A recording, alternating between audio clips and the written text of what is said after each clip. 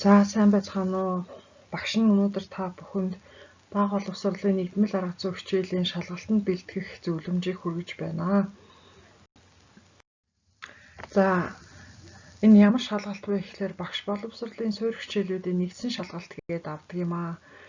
За энэ шалгалт нь багш боловсролын суурь хичээлүүд тэгээд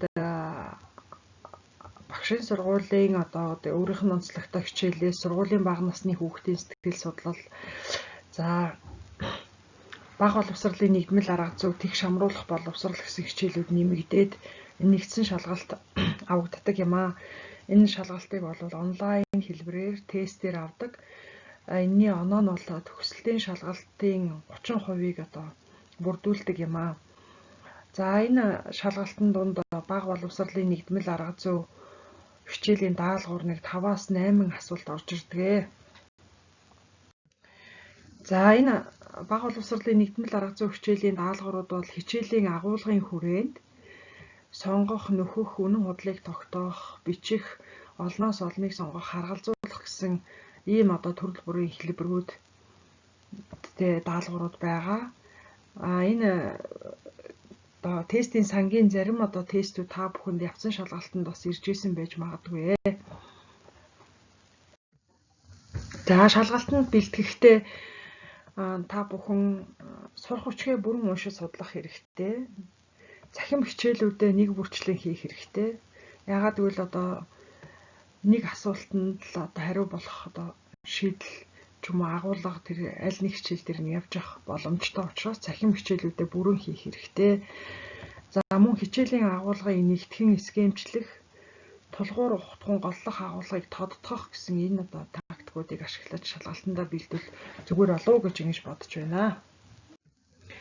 За бага боловсролын нэгдмэл арга зүй хичээлийн агуулгын товчон гэдэг нэг юм схемийг харуулж байна та бүхэнд. Ер нь бол энэ хичээлийн агуулгын хамгийн суурь ойлголт нь доктортой хөгжлийн төлөөх боловсролыг бид нэр сонгож авсан байгаа. За энэ суурь ойлголт дээр тулгуурлан нэгдмэл арга зүй гэсэн агуулгыг судалсан байгаа. Энэ нэгдмэл арга зүйн хүрээнд бол бидний энэ хичээлээр судалсан гол зүйл бол STEM арга зүй юм байгаамаа. За STEM арга зүйг бид нар бол шинжлэн судлах, эрэл хайлт, зохион бүтээх үйл ажиллагаа гэсэн үндсэн 2 үйл ажиллагаа бүхий хичээлүүдээр ингэж дамжуулж судалсан байгаа. За тэгэхээр STEM арга зүйн маань үндсэн 2 цөм болсон 2 үндсэн үйл ажиллагааг бол бас дэлгэрүүлж сайн харах хэрэгтэй. За би та бүхэнд энэ агуулгын товчоныг дэлгэрүүлсэн байдлаар бас танилцуулъя гэж бодож байна. Доктортой хөгжлийн боловсролын хүрээнд бол та бүхэн он цаг үйл явдлын хэлхээс доктортой хөгжлийн 17 зорилт, за нэгдмэл арга зүйн хүрээнд бол уламжлал, шинжилгээний асуудлууд, нэгдмэл арга зүйн талаарх. За энэ нэгдмэл арга зүй гэдэг маань яг ямар онцлогтой энэ манай хичээл дээр судлагдаж байгаа вэ гэдэг энэ зүйлийг за дараа нь STEM хичээл, STEM боловсрол, STEM арга зүй гэдээ яригдаад байгаа энэ зүйл маань энэ STEM гэдэг энэ 5 судлагдахуун ямар онцлогтой 5 судлагдахуун ямар арга зүй энд явагдаж байгаа юм гэдэг талаас нь авч үзэх хэрэгтэй. За хамгийн сүүлд нь бол энэ үйл ажиллагаа тэр шинжлэх ухаанч эрэл хайлт гэдэг нь ямар үйл ажиллагаа юм, зохион бүтээх үйл ажиллагаа гэдэг нь ямар үйл ажиллагаа юм бэ гэдгийг ингэж авч үзэх хэрэгтэй гэж бодож байна. За энэ дэлгэрүүлсэн агуулгыг тус бүрд нь авч үзье. Тэгэхээр доктортой хөгжлийн боловсрол түүний он цаг үйл явдлын хэлхээс гэдэг энэ агуулгын хүрээнд энэ 2 схемийг сайн ойлгож авах юм бол бас их үр дүнтэй гэж бодож байна. Ер нь доктортой хөгжил гэдэг бол эдийн засаг, нийгэм, соёл, байгаль орчны асуудлуудын огтлолцол дээр шийдэгддэг энэ асуудал байгаа. Өөрийнхөө хэрэгцээг, хойч үеийнхээ хэрэгцээг хорогдуулахгүйгээр, багасгахгүйгээр хангах тэр ухаан, тэр үзэл баримтлалыг хэлж байгаа хэрэгээ. За энэ Доктортой хөгжлийн боловсролын он цагийн хэлхээс дээр дараах 5 он бол их чухал байгаа. Нэгдүгээрт нь 1960 оны үед бол энэ хөгжил гэдэг бол бас сайн талтай ч бас муу талтай юм байна гэдэг хүмүүс хэлж эхэлсэн байгаа. 1972 онд бол хамгийн анх доктортой хөгжил гэсэн үзэл санааг Стокгольмын тунхаглал дээр бол дурдсан байгаа. Энэ үед бол зөвхөн байгаль орчны асуудлыг энэ өндөр хөгжил бол байгаль орчинд сөрөг нөлөөтэй байна гэж ингэж үзчихсэн байгаа.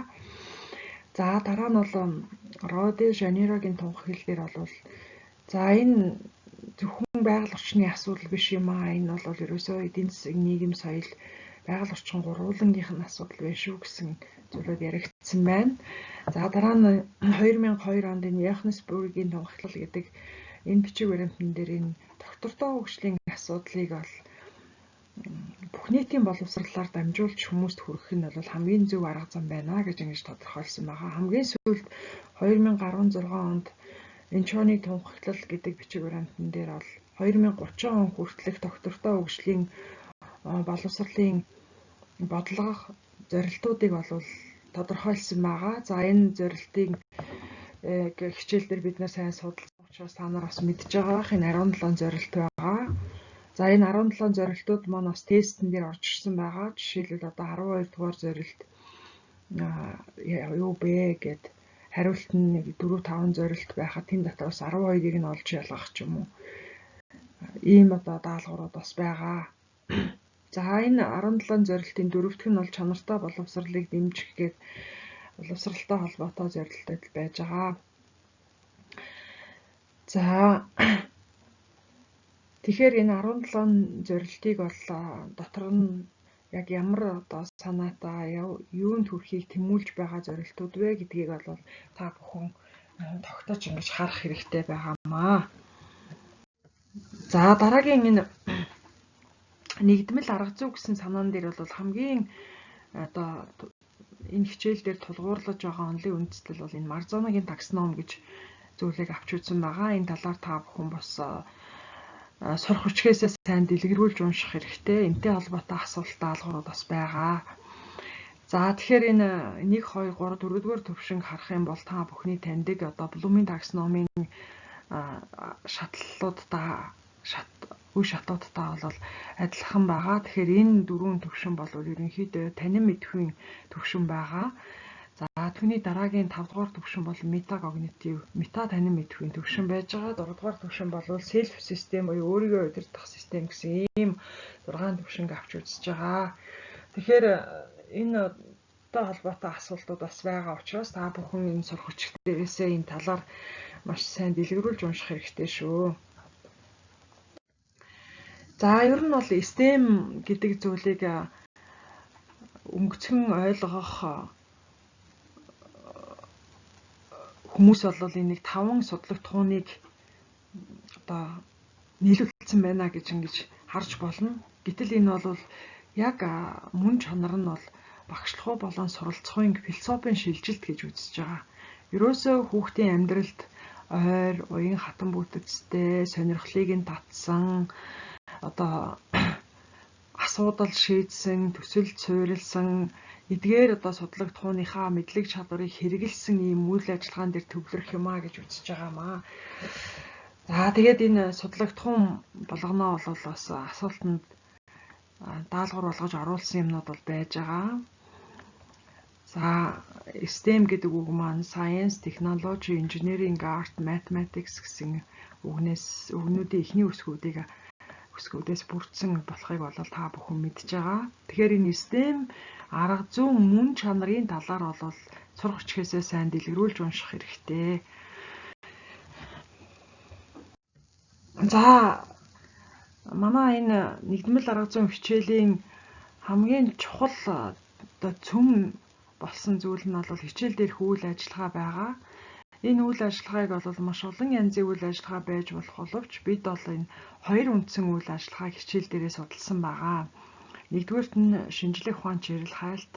Энэ бол та бүхний байгалийн ухааны хичээл дээр шинжилгээ судлах үйл ажиллагаа гэдээ үтсэн ийм одоо үйл ажиллагаа байгаа. Inquiry based learning, inquiry based activity гэх та бүхэн маш их одоо хэрэгжилж исэн танил ийм зүйл байгаа.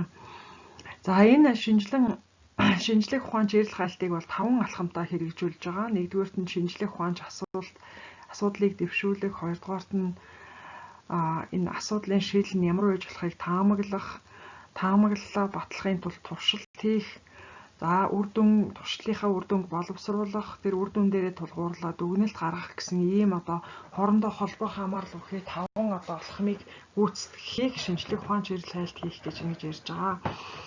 За эдгээр 5 алхмын хамгийн чухал алхам нь бол энэ шинжлэх ухаанч асуултыг ялгаж таних, дэвшүүлэх бол их чухал байгаамаа. Шинжлэх ухаанч асуулт гэдэг бол зүгээр ямар нэгэн хүүхдийн сонирхож байгаа асуулт бол байх боломжгүй. Тэд сонирхож байгаа боловч тэдний мэдлэг чадварын хүрээнд туршигдаж, шийдэгдэж, хариу нь олдож байхаар ийм асуулт байвал их сайн байгаамаа. Тэгэхээр энэ шинжлэх ухаанч асуулттай холбоотой агуулгыг сурагчид дээрээсээ бас дэлгэрүүлж сайн уншиж өгөх хэрэгтэй. Энтэй холбоотой даалгаврууд бас байгаа. За хичнээн сонирхлыг нь татаад хариултыг нь хайж байгаа ч гэсэн туршилт гарын дор хийх боломжгүй байна гэдэг бол энэ хичээлийг үр дүнгүй болгох нөхцөл болдог учраас энэ тухайн асуудал маань гарын дор туршилтаар батлагдаж хариулт нь гарч чадахгүй юу гэдгийг бол сайн шинжлэх хэрэгтэй байгаамаа. За дараагийн үйл ажиллагаа бол зохион бүтээх үйл ажиллагаа байгаа. За энэ зохион бүтээх үйл ажиллагаа бол мөн 5 алхамтай хэрэгжиж байгаа. Нэгдүгээрт нь юуг зохион бүтээх гэж байгаа юм, ямар асуудал дэвшүүлж байгаа юм бэ гэдэг. Хоёрдугаарт нь зохион бүтээх гэж байгаа зүйлээ төсөөлөх хэрэгтэй. За гуравдугаарт нь нарийн төлөвлөгөө боловсруулалт хийх хэрэгтэй. Тэр төлөвлөсөн төлөвлөгөөнийхөө дагуу дөрөвдүгээрт нь бол зохион бүтээх зүйлээ яг бүтээж хийх юм үе шат байгаа. За 5 дугаарт нь тэр зохион бүтээсэн зүйлээ хэрэглэж үзээд алдаа мадаг байвал засаж сайжруулах ийм алхмыг гүйцэтгэж энэ зохион бүтээх үйл ажиллагаа маань хэрэгжих юм аа. За энэ зохион бүтээх үйл ажиллагааг бид энэ хичээл дээрээ голцоо